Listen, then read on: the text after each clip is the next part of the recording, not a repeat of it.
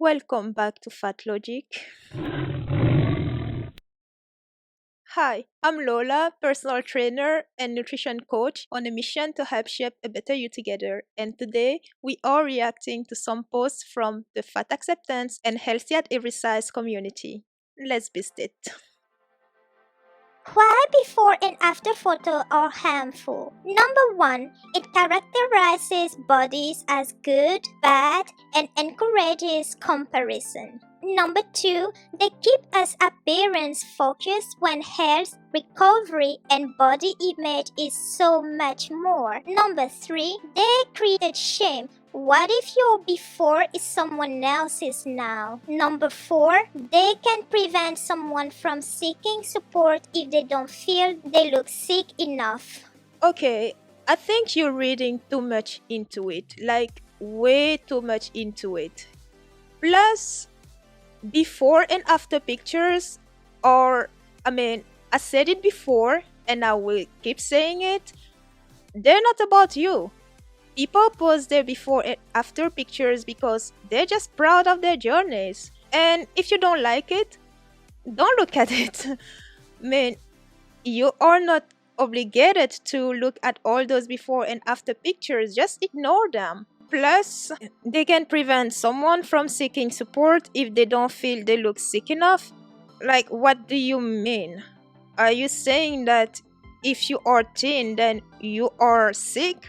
Or you look sick because you are thin? I don't know. What's your logic here? This is a clear case of fat shaming, and frankly, it's not cool. Fast food workers often display subconscious fat phobia by giving plus size people smaller portions in a misguided attempt to help. So that Taco Bell worker could be problematic as well. I may have missed something.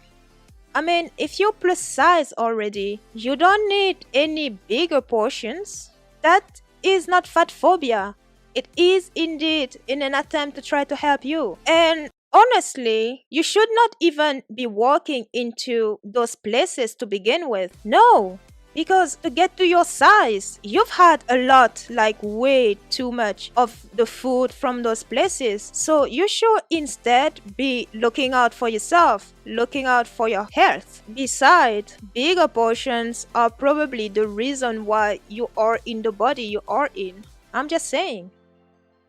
The FUPA is political. The FUPAtion is a direct threat to people and systems that enforce beauty and size standards. So if you have been gifted a FUPA, do know that you are a badass rebel fighting against beauty expectations that have killed many of us. Welcome to the FUPAtion nation. I have lost many followers the last few days due to posting pictures of fupas. I guess some folks are too indoctrinated with the BS that they get offended. Wait, wait, what?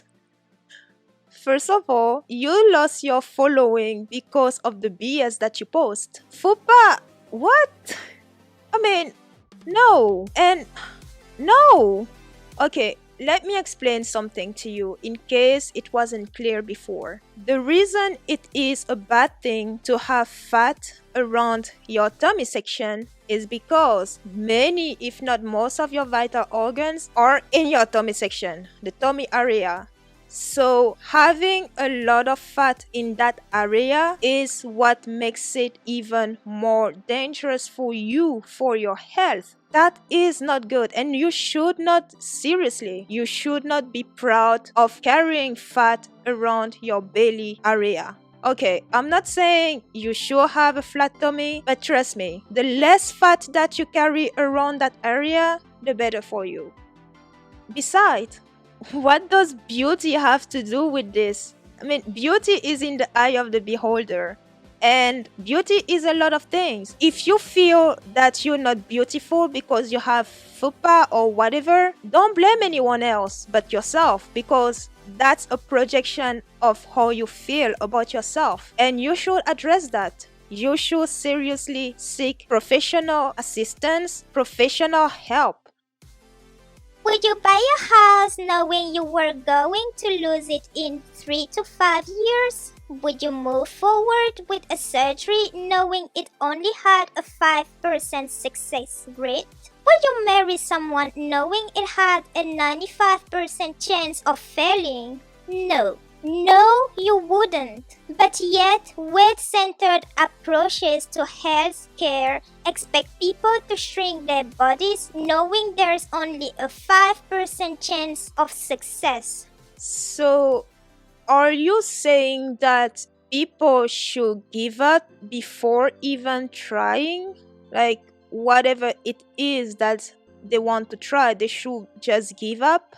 And she continues. Not to mention shrinking bodies takes a massive toll on our mental and emotional health. This is why, as a non-diet / health at every size practitioner, I help clients take care of the bodies they have now. Telling someone to lose weight is lazy medicine and certainly not helpful. Healthcare and fitness professionals, we must do better.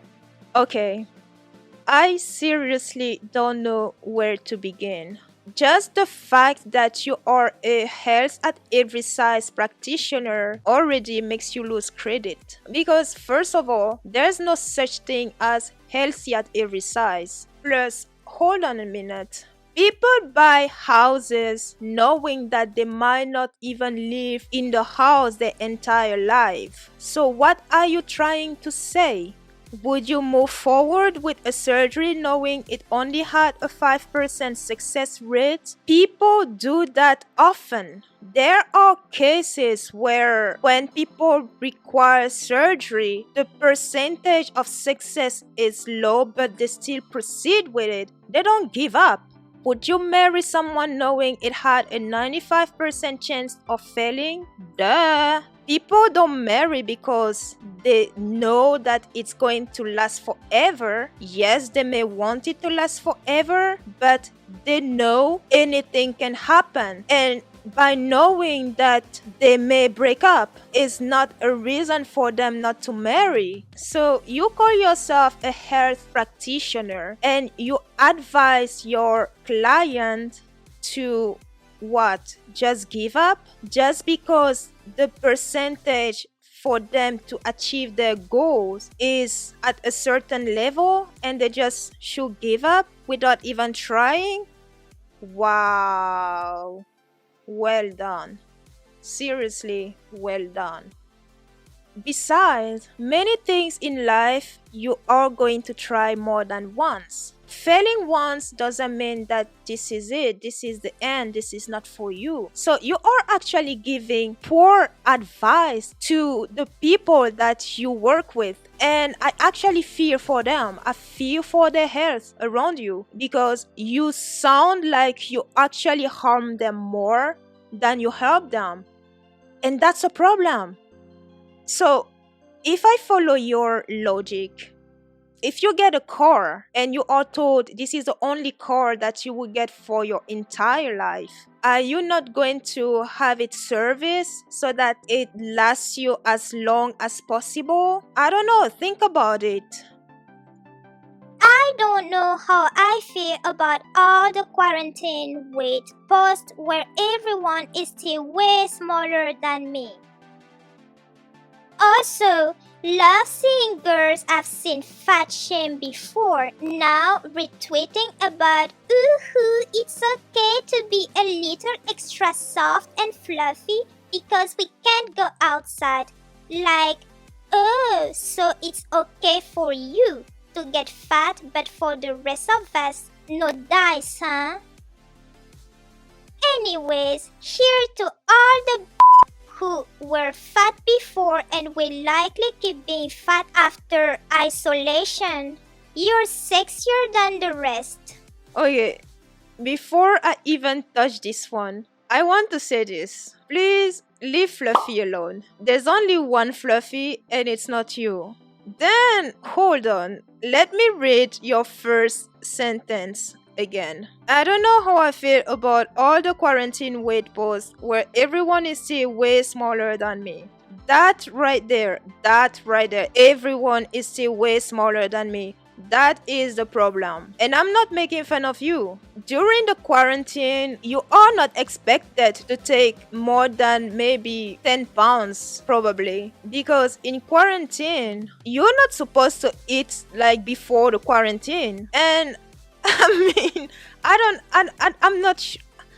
I'm not even sure how to respond to this one because my mind is just blown right there. Like, seriously. Are you comparing yourself to someone who gains up to 10 pounds because they were in lockdown to someone else who is 300 pounds and above? Because these two are not the same. No, it's just not the same. No, please.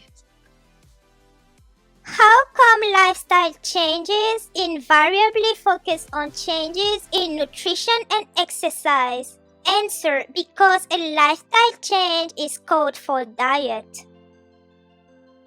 Yup, a lifestyle change is a diet. Perhaps adding more whole grains and vegetables into your diet will benefit you. Perhaps including more movement into your life will benefit you. But these changes will not improve your life, especially if these changes are motivated by a desire to lose weight. Movement and eating driven by a desire to change our bodies is rooted in diet culture. We know diets are not sustainable. We also know the potential for diets to cause more harm. Dieting is consistent. We all are on a diet. Everything that we eat is the diet that we subscribe to. It doesn't need to be called keto or vegan or whatever to be a diet. You need to look that up. So basically, you are also on a diet. Whatever that is, it is a diet. You got it right though. We also know the potential for diets to cause more harm. Yes, if your diet consists of processed food only, yes, it's going to cause more harm indeed. Even if a health condition was directly caused by body size, it's not. The treatment would still not be attempting weight loss. Pursuing weight loss is never the answer. Teen privilege is donating your body to science. You do realize that you can donate your body to science at any weight, right? It is a personal choice. I personally believe that if you are obese or morbidly obese, donating your body to science will help science understand obesity further because I do believe that more research needs to be done on that area too. I do believe that there are still a lot that we do not know. I'm pretty sure there is more that we could uncover. So, no. Your point is not valid at all. And actually, you are more than welcome to donate your body to science after your death, you know. You'll be helping a lot of people. I'm just saying. Have I mentioned how much I hate being plus size? Like, why is it that a person with teen privilege can get a dress for $20, but because I'm plus sized, the price easily goes up $30 for the same dress? It's not teen privilege to have the same dress for a cheaper price. Actually, you need to think further than that. Teen privilege is not getting the same dress at a cheaper price. It's just that making the same dress for someone of a larger size takes more material, and that is going to cost. Plus, If you hate being plus size so much, why don't you change that? Only you can change that, you know. Of course, when you make that decision, it's not going to happen overnight. Deciding to change things around is one step in the process. You will have to put work into it. You will have to change a few things. You would need to adjust your nutrition and your exercise regimen. And if you're not exercising right now, you will have to start. And if you want a dress and it's more expensive because it is for plus size people, that's not the fault of the maker of the dress, nor it is the fault of people of smaller frame. It just takes more material, more fabric, and even more time into making that dress, times that the number of dresses like that need to be made. If you enjoyed this video, there are on your screen some videos that you may consider checking out. Thanks for tuning in and see you soon.